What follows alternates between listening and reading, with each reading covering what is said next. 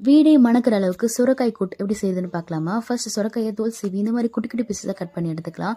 Pan நல்லா சூடானது கொஞ்சமாக எண்ணெய் சேர்த்துக்கிட்டு கொஞ்சம் வெங்காயம் 10 பல் பூண்டு சேர்த்து நல்லா வதக்கிட்டு கூடவே கொஞ்சமாக கருவேப்பிலை சேர்த்து நல்லா வதக்கிக்கலாம். ஒரு 2 நிமிஷம் நல்லா வெங்காயம் வதங்கினதும் கட் பண்ணி வச்சுருக்க தக்காளி சேர்த்து கொஞ்சமாக உப்பு சேர்த்து நல்லா வதக்கிக்கலாம். இப்போ தக்காளி நல்லா வதங்கினதும் 1/2 ஸ்பூன் அளவுக்கு மஞ்சத்தூள் சேர்த்து மிக்ஸ் பண்ணிவிட்டு நம்ம கட் பண்ணி வச்சிருக்கிற சுரக்காயை சேர்த்து 5 நிமிஷம் நல்லா வதங்கினதும் 2 ஸ்பூன் மிளகாத்தூள் சேர்த்துக்கலாம்.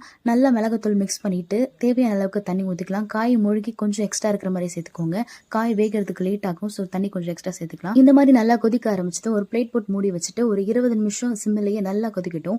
இப்போ அதை சைட்லேயே ஒரு மிக்ஸி ஜாரில் ஒரு 2 கை அளவுக்கு வேர்க்கடலை 2 காஞ்ச மிளகாய் சேர்த்து நல்லா பவுடர் பண்ணி எடுத்துக்கலாம். ஒரு 20 நிமிஷம் கழிச்சு திறந்து பார்த்தா காய் நல்லா வெந்திருக்கும். இந்த ஸ்டேஜில் நம்ம பவுடர் பண்ணி வச்சிருக்கிறத ஒரு 3 ஸ்பூன் அளவு சேர்த்து நல்லா மிக்ஸ் பண்ணிட்டு ஒரு 5 நிமிஷம் சிம்மிலேயே நல்லா கொதிக்கட்டும். கொஞ்சமாக கொத்தமல்லி சேர்த்து மிக்ஸ் பண்ணிட்டா கம கமன்னு சுரக்காய் கூட்டு ரெடி ஆயிடுச்சு.